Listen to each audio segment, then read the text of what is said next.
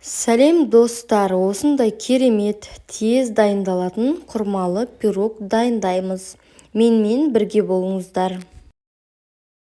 Ол үшін бізге салқын сары май қажет. Сары майымыз 82%-тен жоғары болғаны жақсы. Міндетті түрде салқын болғаны сіздің қамырыңыздың жасалуына оңай болады. Екеуін жақсылап араластырып аламыз. Одан кейін құмшекер, қант, немесе қант ұнтағын қоссаңыз болады. Негізі қамырыңыз жұмсақ болу үшін қант ұнтағы жақсы әсер етеді. Тағы да жақсылап араластырып аламыз. Құрғақ заттардың барлығын біркелкі жақсылап араластырып аламыз. Одан кейін тұз және қопсытқышымызды қосып, үстіне жұмыртқамызды салып, тағы да жақсылап қамырымыз дайын болғанша араластырып илеп аламыз. Сонымен қамырымыз дайын, қолға жабыспайтын, осындай өте әдемі жұп-жұмсақ қамыр дайын болады. Біз қамырымызды екі бөлікке бөлеміз, үлкен және кіші. Үлкен бөлігін табаға жайып орналастырып аламыз. Қолыңызбен немесе оқтаудың көмегімен жайып табаңызға орналастырсаңыз болады.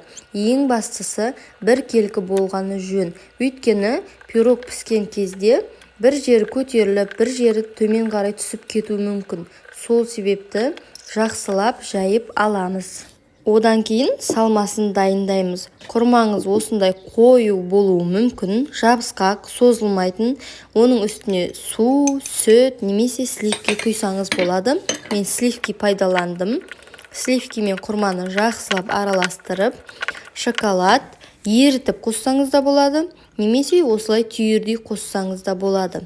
Оның үстіне жаңғақты қосып араластырамыз. Дәмді болсын десеңіз, осы берілген құрамды 2 есе көбейтсеңіз де болады.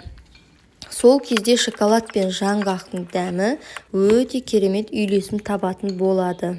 Сонымен начинкамыз дайын. Енді бағанағы бөліп алып қалған кішкентай бөлігін осылай пергамент қағазына жайып аламыз. Начинкамызды орналастырып болғаннан кейін түрлі формамен әсемдейтін боламыз.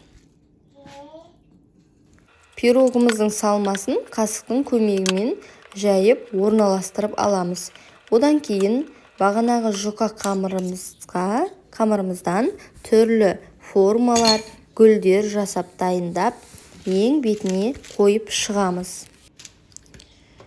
Менде осындай гүлдің формасы жасап алып, бетіне қойып шығам. Егер сізде бұндай форма жоқ болса, өз фантазияңызға байланысты өріп, немесе түрлі тор жасап бетіне қойып шықсаңыз болады. Міне менің дайын болған пирогымның түрі осылай шықты. Енді қызып тұрған пеште жақсылап пісіріп аламыз. 4 минутта тез дайын болатын пирогым осы. Дәмі өте керемет.